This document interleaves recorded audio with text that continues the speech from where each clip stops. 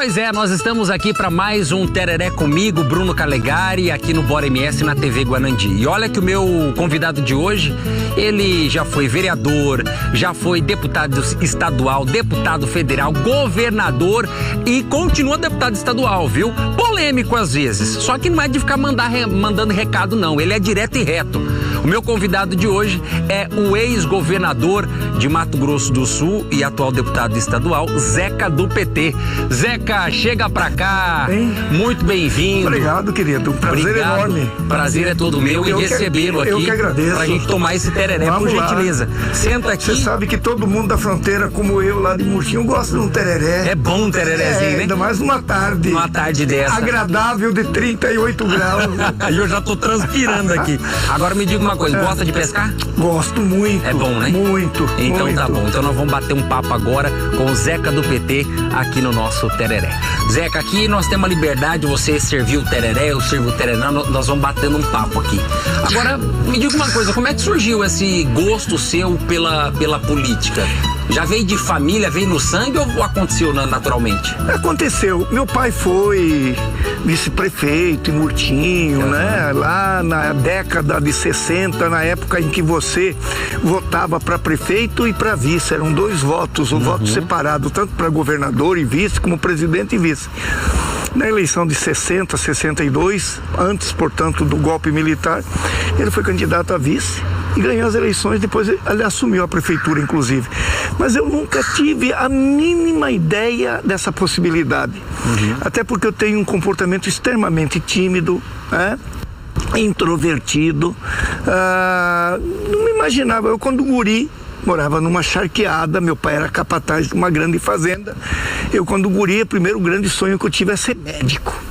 Eu sonhava, nunca tive oportunidade. Em 60, era impossível, filho de um peão, de um trabalhador, enfim, mandar um filho estudar no Rio de Janeiro. Nem aqui tinha faculdade de medicina.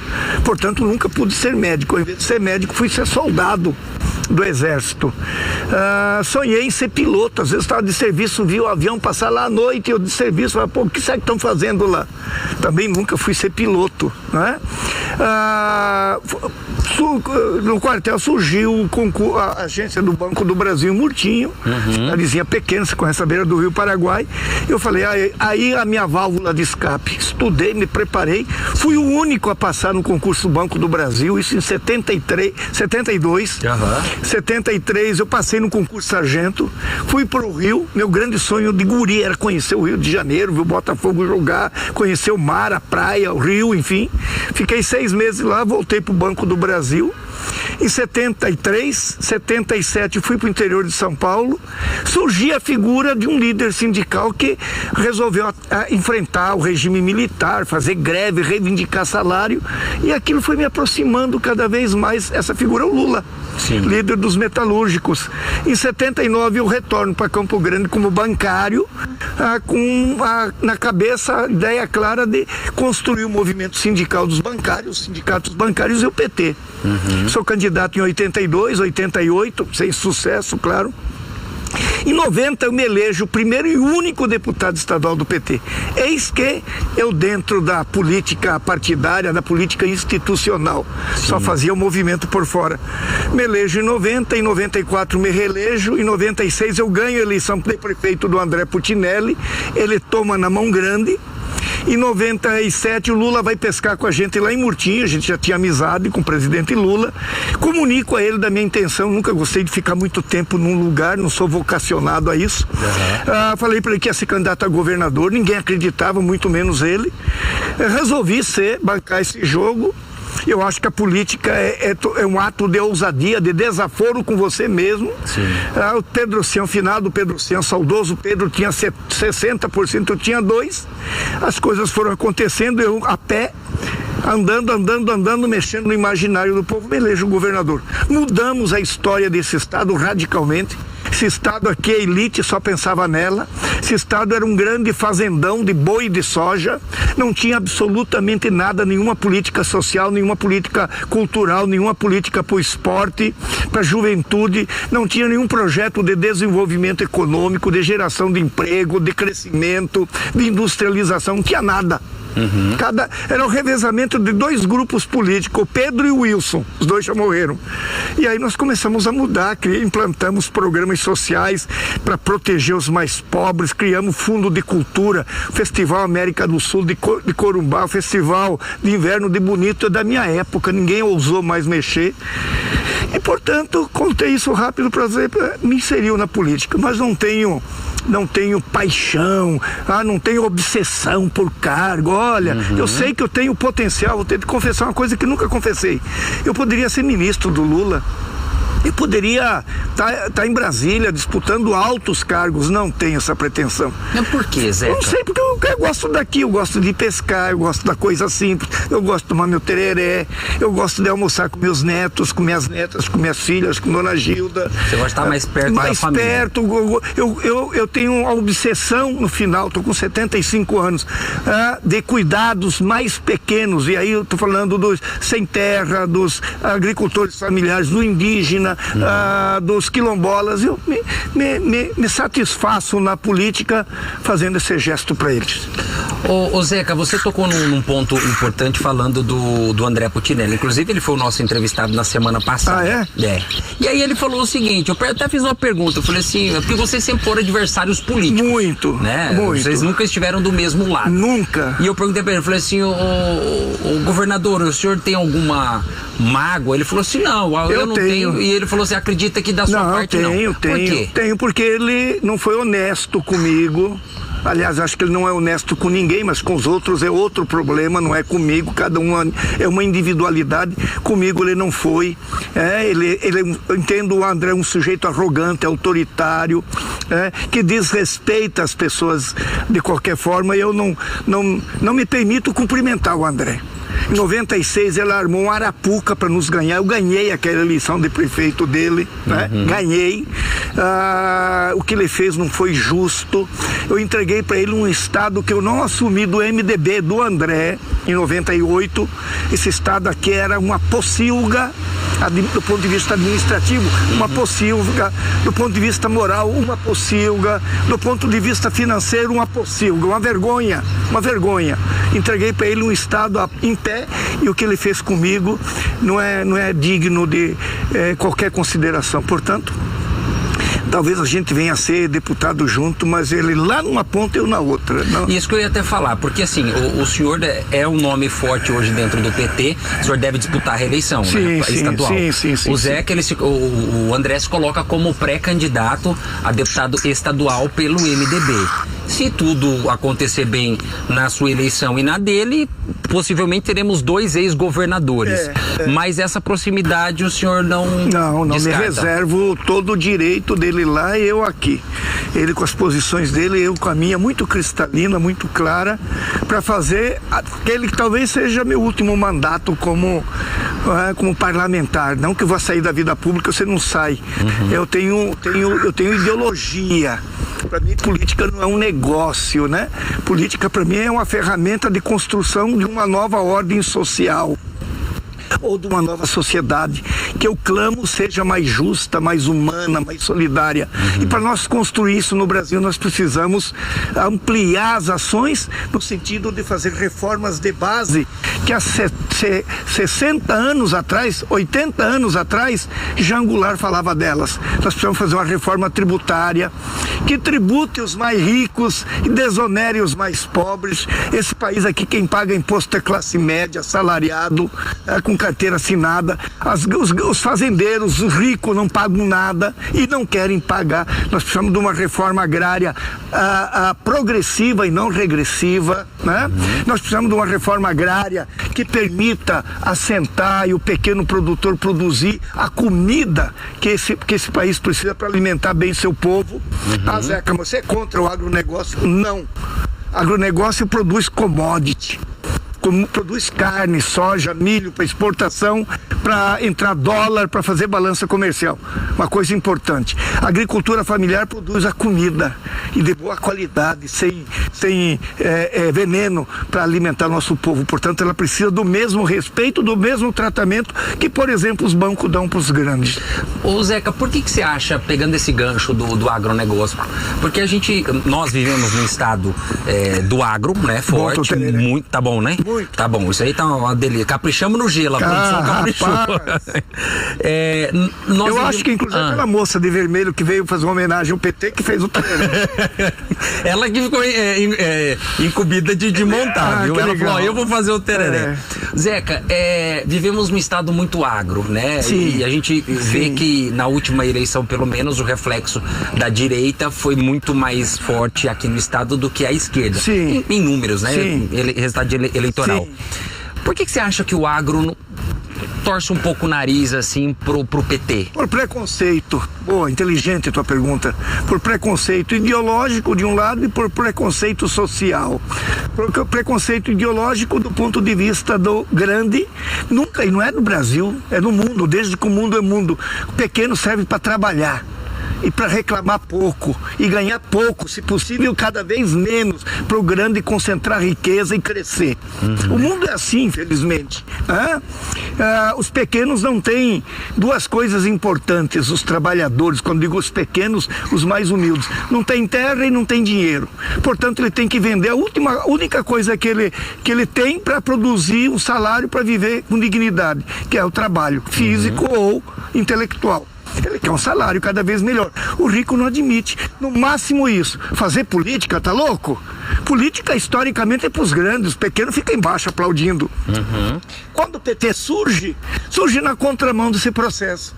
Traz em si, no bojo dessa ideia do Lula, toda a repugnância, todo desapreço, todo ódio, todo preconceito da elite que não quer ver a gente fazendo política. Como já se viu um operário que não terminou o 2º grau, que correu da fome ser presidente da República? Onde que já se viu uma mulher negra, favelada, empregada doméstica, aí estou falando da Benedita da Silva do Rio de Janeiro, ser governadora, ser prefeita, senadora? Onde que já se viu num estado conservador, filho de um capataz chamado Zeca do PT, lá da beira do Rio Paraguai, ser governador? Eles não engolem, nunca vão engolir essa chamada luta de classe, né? De um lado isso, de outro lado o preconceito social, aquela história, vocês têm que trabalhar, não tem que pensar em política. Política pensamos nós. Então acho que está muito, mas muito contaminado desse preconceito social e ideológico. Nós sonhamos com uma outra sociedade, não contra eles, mais justa, mais humana. O PT hoje defende, e eu particularmente defendo, a chamada social-democracia europeia, que dá a todos um padrão de dignidade e que o filho do peão, por mais humilde que seja, possa fazer uma universidade e ser um doutor. Esse é o sonho do Lula. Se são comunistas, isso não é comunismo. Aliás, comunismo não tem mais no mundo, eu não sou. Eu não sou. Eu quero uma sociedade justa, humana, fraterna, solidária. Ô Zeca, você não acha que talvez o PT poderia tentar criar essa proximidade mais com essa classe que você falou? Já que tentamos tudo, Bruno, tudo, absolutamente tudo.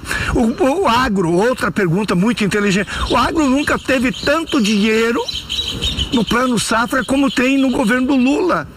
O agro nunca teve tanto mercado aberto pelo mundo nas relações bilaterais como tem no governo do Lula. Tanto é verdade que os Estados Unidos supertributou, tarifou a carne brasileira e mês a mês aumenta a venda de carne para o exterior. Por quê? Porque a equipe do Lula, o governo do Lula abriu outros mercados. Outros mercados. A hora que ficar pronta a rota bioceânica, que não foi pensada por esse povo, que me arrepiou. Rota bioceânica foi pensada há 40 anos atrás por 2 irmãos meus que morreu lá em Murtinho, que sonhava atravessar o rio e ir para o Pacífico. Até para terminar, a hora que terminar, vai faltar boi nesse estado, vai faltar soja, vai faltar milho para vender para o mundo asiático, onde tem quase 3 bilhões de pessoas para comer. Então já fizemos tudo. Eles não querem, porque a aproximação seria romper com o preconceito ideológico e social deles contra os mais pobres e contra o PT. Certo. O Zeca, falando um pouquinho de eleição estadual. Sim. O senhor acho que chegou a dizer na Assembleia que o Fábio Tradi deve ser o candidato. Eu acho que eu vi uma manchete. Bem próximo disso, diria para você, cada vez mais próximo e torcendo muito para que seja. Que Fábio Tradi seria candidato a governador e o senhor teria sugerido até a sua dona Gilda como vice. É a melhor chapa que nós podemos montar. Uma chapa dessa, se vier a acontecer, e se vier a acontecer uma candidatura da ultradireita, do bolsonarismo radical, negacionista, encarnado no Polon, no Contarno, próprio João Henrique, que não engolem a ida do Reinaldo pro PL, se tiver uma candidatura de extrema-direita, tiver uma candidatura de centro-esquerda do PT, com Fábio Tradi, que é um homem de uma dignidade impressionante, e com Gilda, o Eduardo Riedel fica sanduichado, que eu falo. Vai ter dificuldade, é uma eleição para 2 turnos. E eu tenho falado na Assembleia, vocês estão tirando, e atribuo isso ao Reinaldo. Vocês estão tirando uma eleição que estava na palma da mão do Riedel, botando o Riedel em risco. Porque se parar para pensar, não tem absolutamente nada de novo no governo do Riedel, como não teve no Reinaldo e como não teve no André. Tudo que tem, me desculpe minha falta de modéstia, tudo que tem, eles herdaram de um governo Zeca do PT. Seja na política cultural, os festivais, seja no incentivo ao esporte, seja nos programas sociais, seja na industrialização. A primeira indústria de papel e celulose aqui para o estado, e nós temos agora uma região de floresta e de indústria de celulose. Sabe quem que trouxe? Eu. Um dia apareci no gabinete do presidente Lula, em 2007, lá em Brasília. Falei, Lula, me arruma um técnico para mim ir aos Estados Unidos, a Carolina. Foi de lá que eu trouxe a International Paper. Eu tenho lá no meu memorial, tem um memorial, tem o pacote do primeiro papel que saiu da International Paper.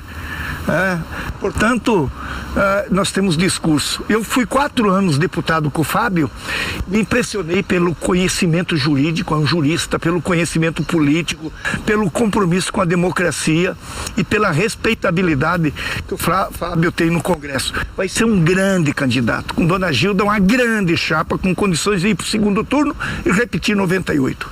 Agora, o senhor fez parte de muitos embates duros dentro da Assembleia. O senhor não é de mandar recado. Não, não sou. O senhor vai e fala e pronto, acabou. Tem que falar e fala, né? Hoje, o senhor já travou vários embates com o deputado o João Henrique Catão. Hoje vocês estão praticamente do mesmo lado no sentido de oposição ao governo Riedel. Nós não fazemos uma oposição diferente, nós não fazemos a oposição por oposição. Em alguns temas nós podemos estar junto, mas nossa oposição é mais pragmática, mais pontual, em torno de algumas coisas que são... Eu tenho uma relação muito grande com o governador Riedel. Eu tenho brincado, hoje fui com a gravata parecida à gravata do Trump, tão vermelho como a roupa da Natália. E falei assim, vim com a gravata vermelha em homenagem ao companheiro Trump. Trump se juntou com Lula e acabaram com a guerra. O filho do Trump lá nos Estados Unidos está ajudando tanto a gente que o Lula chama ele de meu número 10. Portanto, nós temos que ir levando assim a política, também não pode ser 8 ou 80, né? Sim. Política é a arte do diálogo, do entendimento e naquilo que respeite e que considere seu compromisso, seu comportamento pessoal, ideológico e político. Recentemente o senhor ganhou aí na justiça uma indenização, vai receber uma indenização do Ministério Público.